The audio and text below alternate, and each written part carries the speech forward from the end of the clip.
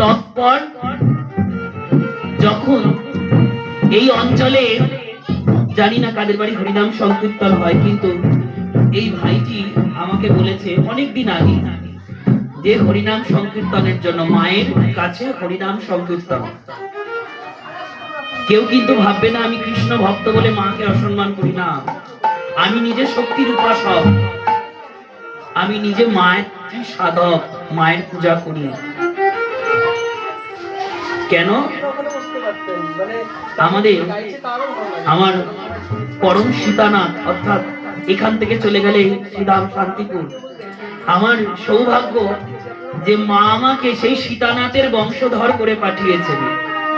অদ্বৈত প্রভুর আমরা বংশজাত। তাহলে যখন এই বংশে জন্মগ্রহণ একবার করতে পেরেছি, তাহলে মাতৃসঙ্গীত কেন করব না? আরো কটা চেয়ার দিয়ে দাও না, ওদের এবং বাইরে এসে বসতে, নাইলে তো এই মাতৃসঙ্গীতে আমি দেখছি যখন মায়ের নাম হচ্ছে, মায়ের কেউ উলু দিচ্ছে না, শঙ্খ বাজাচ্ছে না, শঙ্খ নাই উলু নাই। এবং আরেকটি কি, আমার মহাপ্রভুর